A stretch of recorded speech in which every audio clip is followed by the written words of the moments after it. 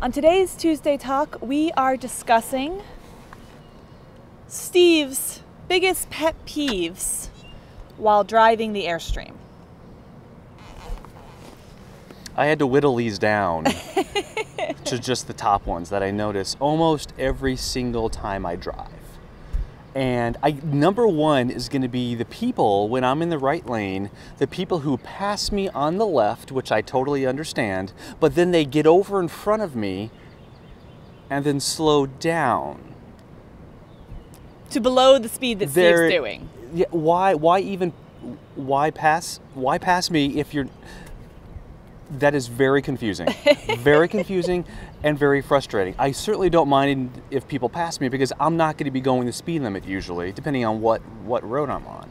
But if you get in front of me and then slow down after you pass me, that just makes me slow down. Yeah. And it's not, I don't know, to me it's not very courteous, it's not very polite, and it just means that you're kind of unaware of what's going on around you. Speaking of... I'm not bitter at all, as you can tell. Speaking of getting in front of you. Almost all the time. Speaking of getting in front of you, I think that was another one, right? What do you mean? Not really understanding how slowly or how much time it takes for us to stop with the Airstream.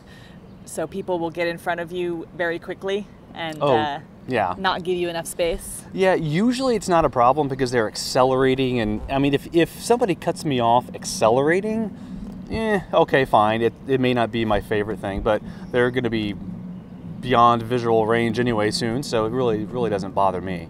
But that just makes it all the more important. When you are an RV driver, you have to assume that everybody around you isn't an RV driver, has no idea what it's like to pull RVs, and you have to take the additional precaution to make sure that somebody else doesn't put you in a position of, I don't know, compromise. Yeah. That's risking your safety or, quite frankly, their safety as well. So when someone cuts us off, Steve will slow down, even if the person, you assume the person's going to continue and go faster and get farther away, because the distance between us and them is no longer safe distance for us.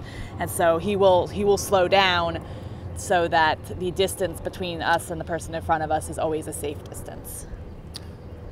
Yeah, whenever I can, I will do that. Even if I know, even if I'm angry or frustrated and know that I'm right and this jackass just cut me off, I have to take a deep breath and say, okay, it's fine. It's not worth an accident. Nope. Just back off a little bit, get to your campsite okay, and have happy hour that night. Yes. And we like to remind ourselves, as Steve's dad told us to, we're retired. We're not supposed to be rushing. There's no rush. And we really don't rush. No. Another one of my pet peeves isn't necessarily while I'm driving, but when we're trying to find a spot like in the back of a Walmart parking lot or somewhere where we need to run in, maybe a Costco. We park as far back as we possibly can. And sometimes somebody will park either right in front of us or maybe 2 spots in front of us where we either can't get out or it's really tough to get out. When there is a sea of other spots that they could take, they take either the one in front of us or the one behind us or in the very back. You know, there's a reason why RVers park in the very back. Yeah. So we don't have to deal with that. And because, well, yeah, people just don't think about the fact that you need more space, more room to get out of a spot when you're pulling an RV. And I mean, I didn't think about that either before I did this. So, I mean, I may have been just as guilty. I have no idea. But that's also something that I really wish wouldn't happen. Especially when I'm parking, I'm making the intentional step to park as far away from other people as I possibly can. You know, RVers do that for a reason. That's all I'll say. I guess that's it.